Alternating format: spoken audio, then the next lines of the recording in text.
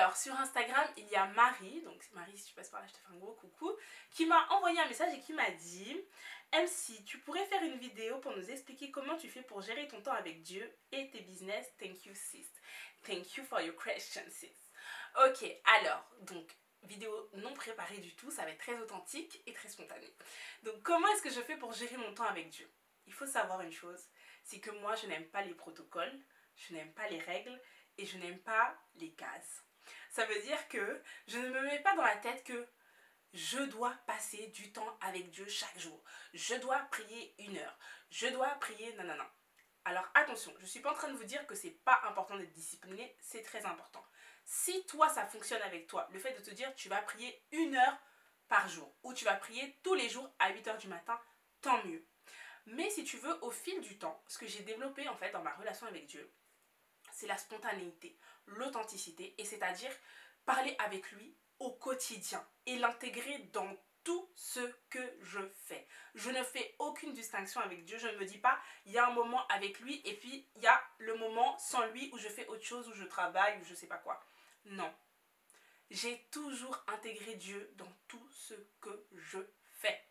Je vais manger au McDo, Seigneur, je prends quoi comme menu? Ce que je veux te faire comprendre là, c'est que je suis très sérieuse. C'est-à-dire que dans les moindres choses, je l'inclus. Même quand je vais faire du shopping, bah en fait, quand je suis devant une robe et tout, Saint-Esprit, t'en penses quoi? Je prends celle-là ou je prends celle-là? C'est bête, mais en fait, ça t'aide à développer une relation tellement simple, tellement fluide. Et du coup, tu n'es plus dans le « Ai-je passé du temps avec Dieu aujourd'hui ?» Non, tu as passé du temps avec Dieu toute la journée parce que toute la journée, tu lui as parlé. Toute la journée, tu l'as inclus. Pendant que tu lisais un livre, tu étais là, tu lui demandais la révélation, par exemple, de la parole. Pendant que tu buvais un verre d'eau, après, 5 minutes après, tu as commencé à parler avec lui. Et en fait, tu n'es pas en train de parler toute seule. Des fois, on pense que, on est en train de parler seule. Non. En fait, ce que je fais, c'est que je me dis toujours que Dieu est avec moi. Je me mets dans ma conscience, quand je me réveille le matin, que même si physiquement je ne le vois pas, le Saint-Esprit est assis à côté de moi. Quand je suis en train de tourner cette vidéo, je sais qu'il est dans ma chambre, il est avec moi.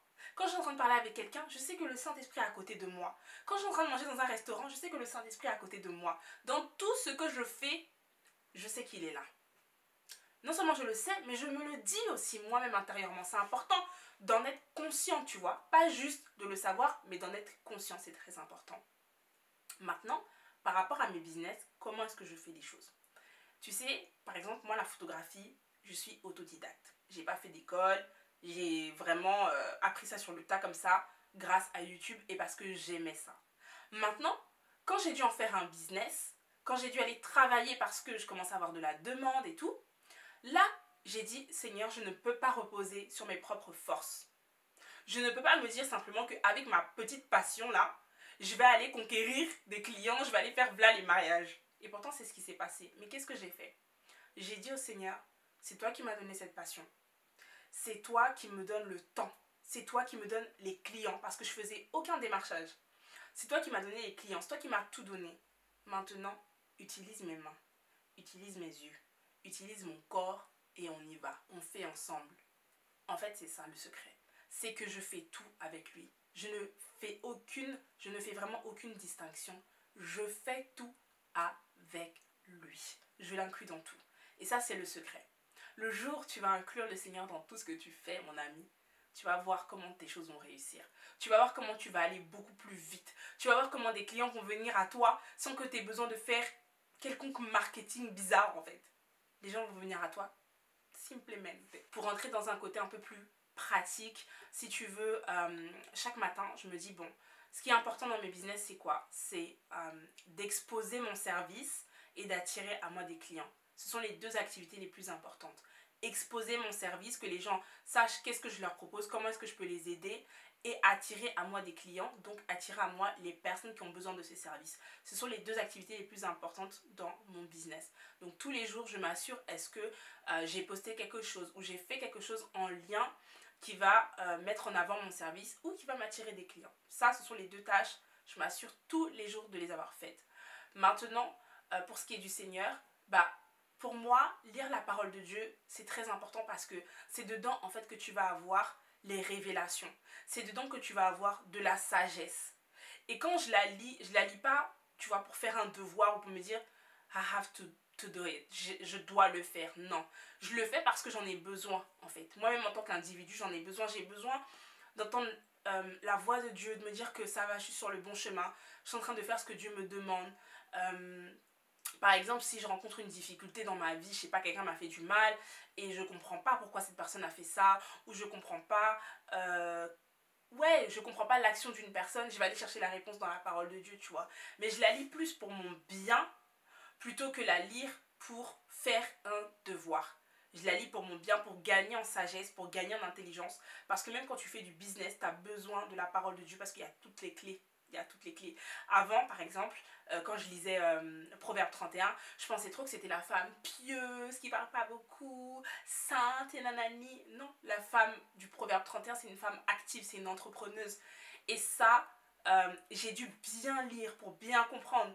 Donc, voilà comment est-ce que je passe mon temps avec Dieu. Je médite, je crée avec des versets, je crée des enseignements, je crée des conclusions et après je me les accapare pour moi-même parce que le plus important, c'est de s'accaparer la parole de Dieu. Ça ne sert à rien de la lire si, un, tu ne la mets pas en pratique et si, deux, tu ne la confesses pas.